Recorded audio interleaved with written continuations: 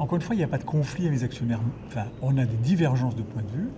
Comme je l'ai dit, je pense que quand vous avez un dysfonctionnement qui arrive à ce stade-là, je pense que pour le club, c'est beaucoup mieux qu'en fluidité. Alors, on avait prévu déjà, je vous le dis, à la fin du mercato d'été, on s'était vu.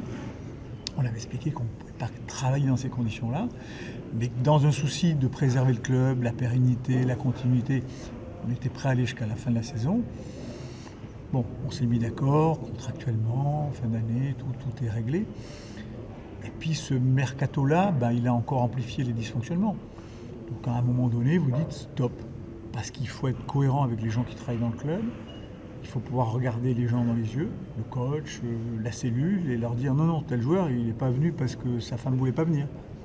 Il n'est pas venu parce que c'est une décision des actionnaires majoritaires, des associés, qui considèrent qu'il vaut mieux prendre des jeunes à fort potentiel de plus-value. Notre position, ce n'est pas un coup de tête. J'ai répondu à vos confrères, c'est quelque chose qui est longuement réfléchi. On a une deuxième option qui est à l'étude aujourd'hui, et en toute transparence avec eux, c'est des investisseurs qui pourraient éventuellement s'intéresser à l'OGC Nice. Mais en ce qui nous concerne, aujourd'hui les choses sont très claires.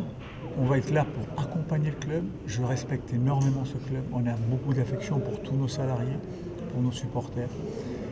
Donc on va accompagner ce projet jusqu'au bout. Mais fonctionner comme ça, c'est pas possible. Et ce soir, je tiens à dire une chose, je suis extrêmement fier des joueurs.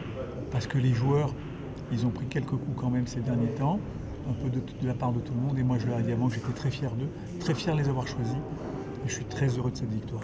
On a travaillé d'une certaine façon pendant de longues années, je suis confiant dans l'avenir du club parce que le club est très sain financièrement, et je tiens à préciser, parce que j'ai pu entendre des choses, on n'a pas demandé d'argent à nos actionnaires. Le club aujourd'hui a une capacité financière de s'auto-développer tout seul. Donc je suis confiant dans l'avenir, on va faire cette transition de la meilleure des façons possibles, parce que c'est vraiment notre objectif. L'idéal, c'est de partir en fin de saison. Mais malheureusement, il faut se dire qu'en fin de saison, c'est presque trop tard pour partir. Parce que les nouveaux doivent préparer le mercato d'été. Donc moi, je considère qu'aujourd'hui, je suis persuadé que les choses vont très très bien se passer, en douceur. Après, on fera part de nos observations, on est loin de tout savoir, on essaiera de donner tout ce que l'on sait sur le club, sur l'avenir, ainsi de suite. Et je fais confiance aux gens qui seront choisis pour faire en sorte que ce club continue à grandir. Je serai ravi en tant qu'actionnaire et surtout je serai très heureux parce qu'on pense que les fondations sont vraiment là. Patrick, vous savez, humainement, quand on décide de faire ce genre de choix, c'est très difficile parce que vous vous dites, vous savez, quand on n'est pas parti fin mai dernier, on l'a fait pour le club, pour les salariés, pour nos supporters, pour tout l'environnement de l'OGC Nice. Quand est-ce que c'est le bon moment pour partir? J'ai pas la réponse. Le timing n'est pas bon, c'est vrai, là, mais c'était la goutte d'eau qui a fait déborder le vase. Mais franchement, Patrick Vieira, c'est déjà un grand coach. Mais pour moi, ce sera un très grand coach.